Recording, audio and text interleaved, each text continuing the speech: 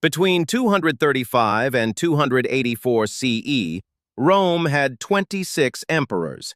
25 were murdered. In just 49 years, succession violence nearly destroyed an empire that had lasted centuries. Why do empires repeatedly fail to solve the leadership transition problem? What can history teach us today? Here's what nobody tells you about empire collapse.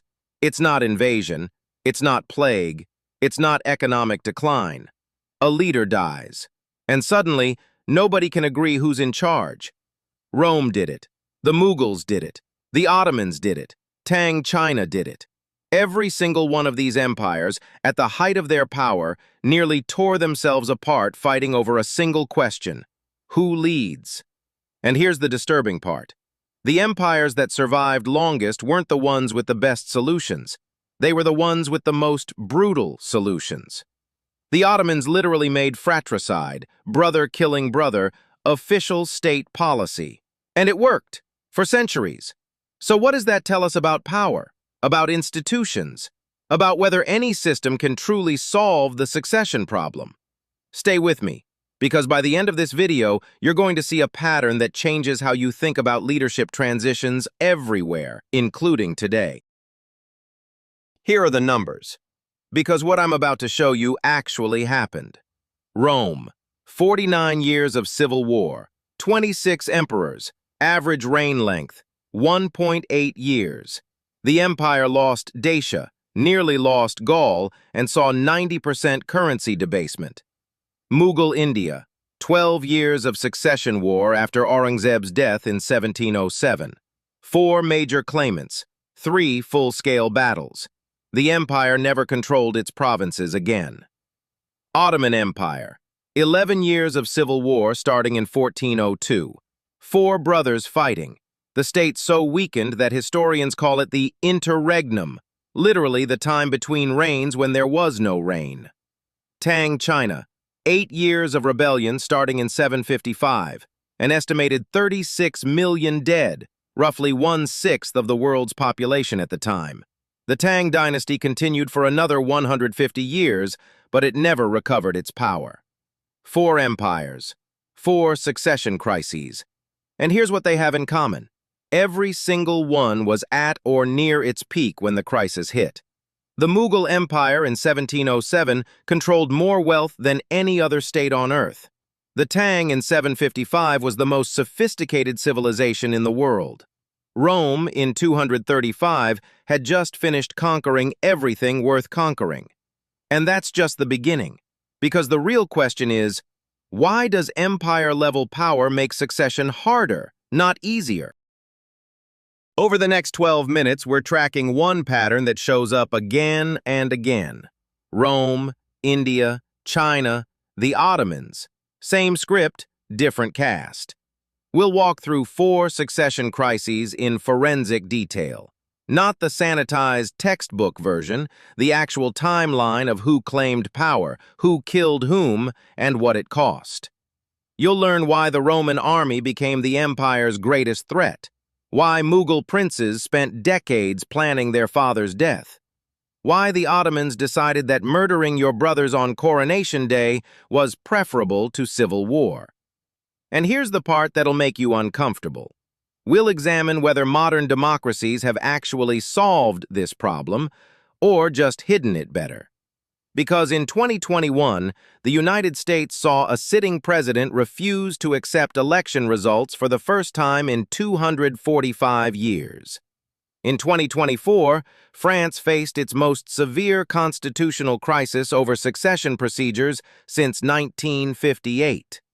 The pattern isn't historical, it's active.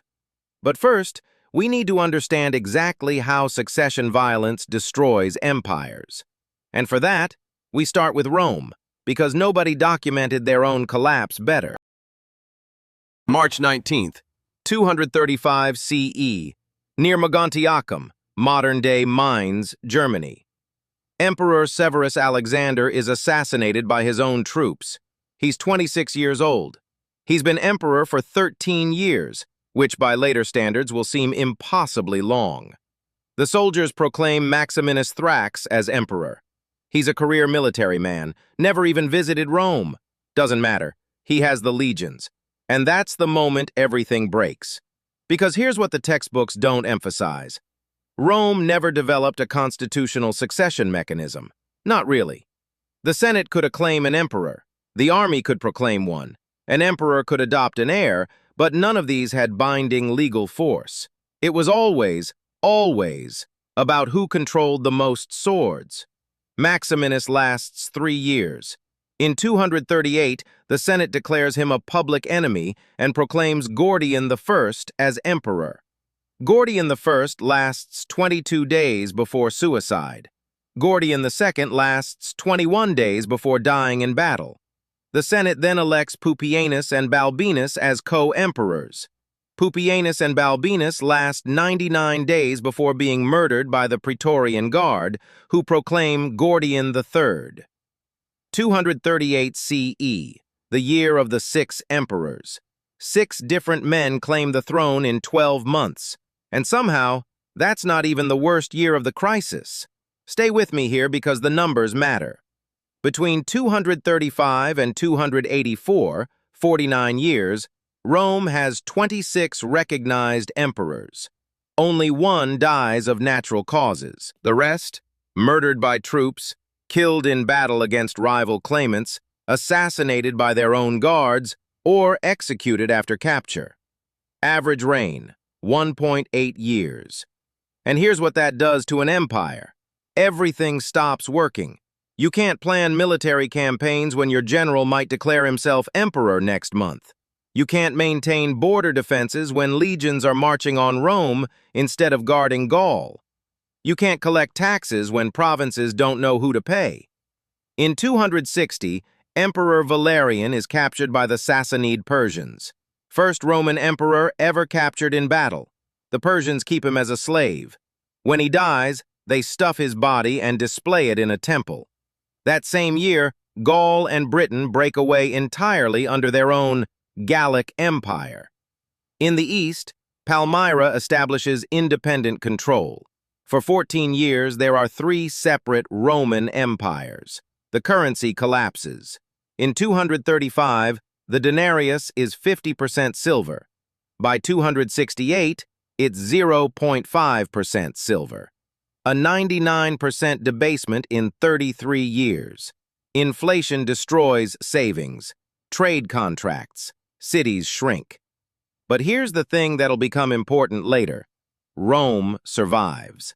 In 284, Diocletian takes power and holds it. He creates the Tetrarchy, 4 rulers, clear succession rules, divided administration. It works, for a while. But the empire that emerges is not the empire that entered the crisis. The borders are smaller. The army is defensive, not offensive. The economy is command-controlled. The culture is militarized. Rome survives the succession crisis, but it never recovers from it. And 1,472 years later, on the other side of the world, the Mughal Empire is about to learn the exact same lesson. February 20th, 1707. Ahmednagar, Deccan Plateau. Emperor Aurangzeb dies at age 88. He's ruled for 49 years, the longest reign in Mughal history. He's expanded the empire to its greatest extent ever, 4 million square kilometers, 150 million people, roughly 1/4 of global GDP. And he has 4 surviving sons. No clear succession mechanism, no primogeniture rule, just Mughal tradition. The strongest son wins. The war starts before Aurangzeb is buried. Prince Azam declares himself emperor in the Deccan. Prince Muazzam declares himself emperor in the north, taking the name Bahadur Shah. Prince Kam Baksh declares himself emperor in the south. Prince Akbar is already in exile in Persia, but his supporters prepare to back any rival to the others. June 8, 1707, the Battle of Jajau. Bahadur Shah's army meets Azam's army near Agra. Azam has 70,000 troops. Bahadur Shah has 170,000. Azam loses. He dies in battle along with 2 of his sons. 3 princes dead in one afternoon. Bahadur Shah wins the throne. He's 63 years old. He rules for 5 years. When he dies in 1712, the succession war starts again. This time, it's his 4 sons. Jahandar Shah wins by moving fastest. He reaches Delhi first and proclaims himself emperor before his brothers can organize. He lasts 11 months before his nephew Farrukh Siyar defeats him in battle and has him strangled. Farrukh Siyar lasts 7 years before being deposed, blinded, and murdered by court factions in 1719. 12 years, 1707 to 1719. 4 emperors, each contested. Constant civil war. And here's what happens to the empire during those 12 years. It fragments. The Marathas, Hindu warrior confederacy, stop paying tribute. They start raiding Mughal territory. By 1720, they control most of the Deccan. The Rajputs reassert independence. Bengal becomes effectively autonomous under its own Nawab. Hyderabad declares itself independent in 1724. Awadh in 1722. 1707. The Mughal Empire controls roughly a quarter of the world's economy, richer than any European power, richer than China. By 1719, it's a collection of semi-independent provinces that occasionally acknowledge a puppet emperor in Delhi. The empire continues in name until 1857, but it never functions as a centralized state again after the succession wars. Now, remember the question from the beginning? Why do empires repeatedly fail to solve the leadership transition problem? Here's the partial answer. Because succession mechanisms require institutions stronger than individuals, and empires are built by individuals who don't want institutions stronger than themselves. Aurangzeb spent 49 years concentrating power in his own hands. He was brilliant at it. He was also making succession impossible because he left no institution capable of legitimizing his successor. Just 4 sons with armies. But, and this is where it gets strange, some empires recognized this problem. They tried to solve it, and their solution was so brutal that it almost seems impossible. The Ottomans decided that civil war was unacceptable, so they made fratricide mandatory. July 28, 1402. Ankara, Anatolia. Sultan Bayezid I, the Thunderbolt, faces Timur's army. Bayezid has been sultan for 13 years. He's conquered the Balkans, besieged Constantinople, defeated a crusader army at Nicopolis. He loses, badly. Timur captures Bayezid. According to some sources, keeps him in a cage. Bayezid dies in captivity 8 months later, possibly by suicide. And he leaves 4 sons, Suleiman, Isa, Mehmed, and Musa. What follows is 11 years of civil war, the Ottoman interregnum. Historians call it that because for 11 years there's no agreed-upon sultan, just 4 brothers and their armies. Suleiman controls the European territories, Mehmed controls Anatolia. Isa and Musa control smaller regions and play the other 2 against each other. 1403. Mehmed defeats and kills Isa. 1410. Musa defeats Suleiman and has him strangled. 1413. Mehmed defeats Musa. Musa is killed trying to escape. Mehmed I finally becomes undisputed sultan in 1413. The empire has spent 11 years fighting itself. Serbia breaks away. Wallachia breaks away. Karaman reasserts independence in Anatolia. The Byzantine Empire, which Bayezid nearly conquered, gets a 50-year reprieve.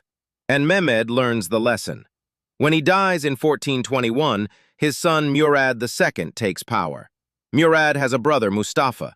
Mustafa is murdered within months, possibly drowned, possibly strangled. Sources vary. When Murad II dies in 1451, his son Mehmed II takes power. Mehmed has an infant half-brother, Ahmed. Ahmed is murdered within weeks. Mehmed II's order is documented. For the welfare of the state, the one of my sons to whom God grants the sultanate may lawfully put his brothers to death. This becomes law, the law of fratricide. Codified under Mehmed II, practiced for the next 150 years. When a new sultan takes power, all his brothers are executed. All of them. usually by strangulation with a silk cord, considered more dignified than a blade. In 1595, when Mehmed III becomes sultan, he has 19 brothers executed in a single day.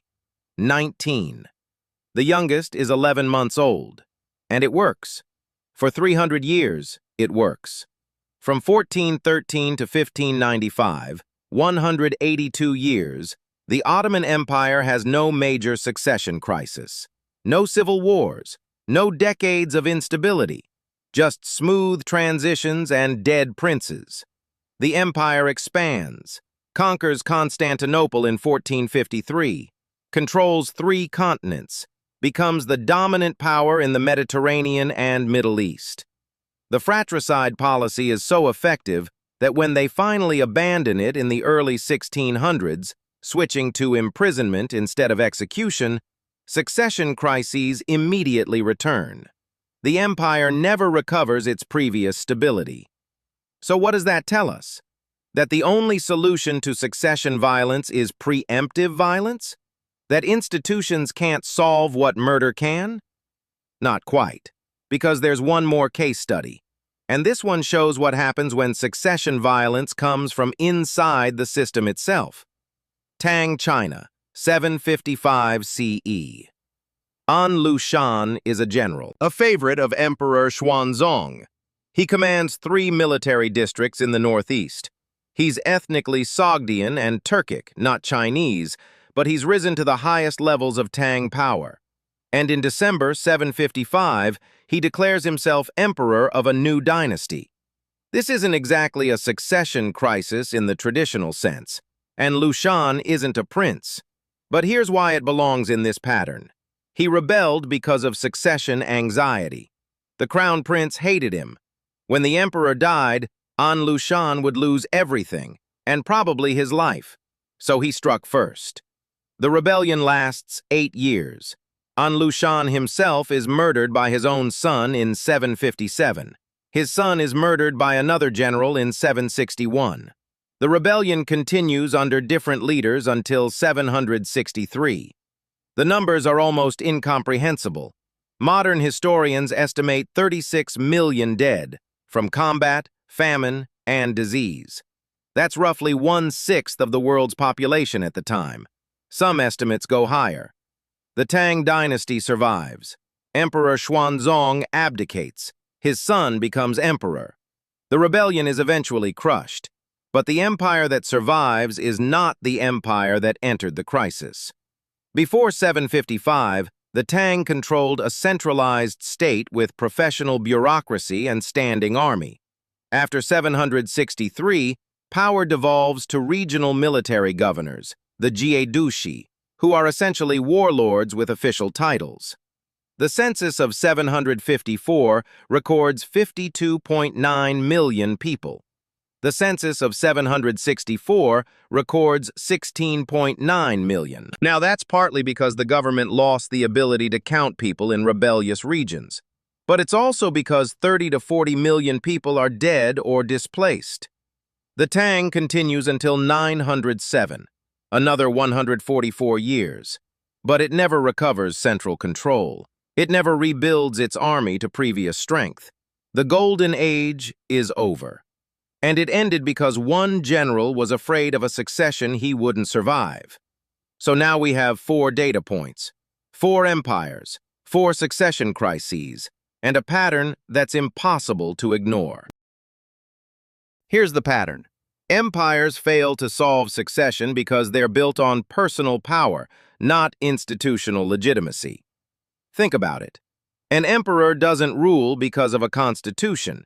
He rules because he commands the army, controls the treasury, and projects personal authority.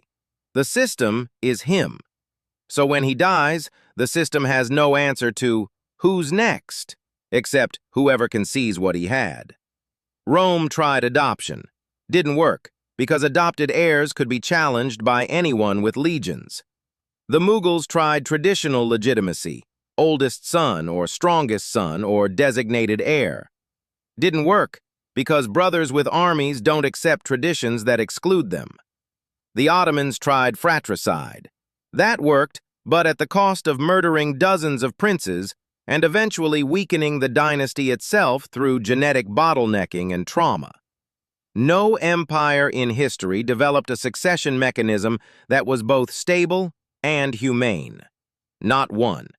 So what about us? What about modern states? Here's the uncomfortable part. We haven't solved this problem. We've transformed it. Democracies transfer power through elections. That works when everyone accepts election results. But acceptance isn't automatic. It's cultural and institutional. And it's fragile. January 6, 2021. The United States Capitol is stormed during the certification of electoral votes. This is the first time in 245 years that a sitting U.S. president refuses to accept election results. The transition happens, but it's contested in a way that breaks 200-plus years of precedent. December 2024.